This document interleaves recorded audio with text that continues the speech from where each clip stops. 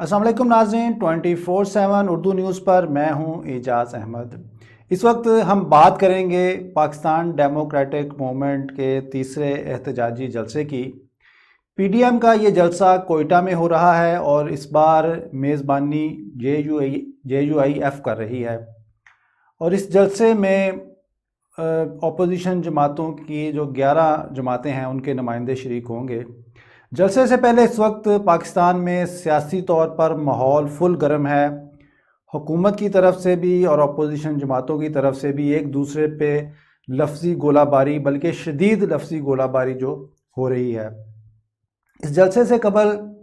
2 वाक़यात ऐसे हुए हैं जिसका अपोजिशन जमातें भरपूर फ़ायदा उठाने की कोशिश करेंगी और इसको अपनी कैंपेन में मज़ीद तक़वियत देने के लिए इस्तेमाल करेंगी। एक तो कराची में कैप्टन रिटायर्ड सफदर की जो गिरफ़्तारी वाला मामला था, उसके ऊपर जो इशू खड़ा हुआ,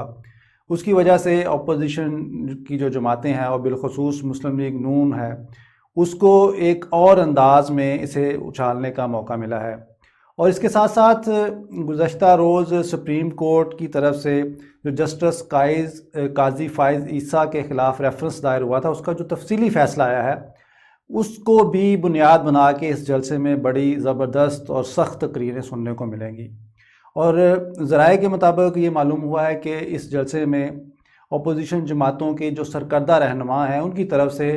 बाकायदा तौर पर सदर, वज़ीर आज़म, वज़ीर कानून और वज़ीर आज़म के मामले ख़ुसूसी शहज़ाद अकबर के ख़िलाफ़ ना सिर्फ कार्रवाई का मुतालबा किया जाएगा बल्कि उनके इस्तीफ़ों का मुतालबा भी सामने आ सकता है। इस जलसे की एक और ख़ास बात यह है कि गुज़श्ता जो कराची वाला जलसा था, पीडीएम के उस जलसे में नवाज़ शरीफ ने वीडियो लिंक के ज़रिए ख़िताब नहीं किया था, लेकिन कोयटा के जलसे में अब तक की जो इतलात हैं उसके मुताबिक कोयटा के जलसे में नवाज़ शरीफ वीडियो लिंक के ज़रिए ख़िताब करेंगे और उनका ये ख़िताब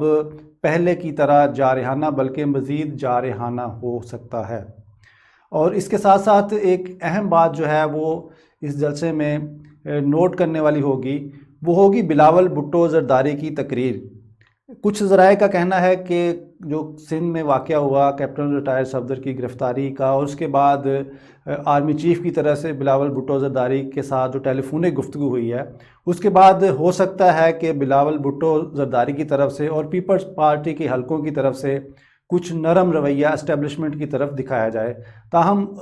इमरान खान और पीटीआई की हुकूमत के ख़िलाफ़ पीपल्स पार्टी का और बिलावल भुट्टो ज़रदारी का जो रवैया है वो सख्त ही रहेगा। इस जलसे के हवाले से जो एक अहम बात और है वो ये है कि बलूचिस्तान हुकूमत की तरफ से कुछ सिक्योरिटी थ्रेट्स का ज़िक्र किया गया है, जिसका बाज़ाब्ता तौर पर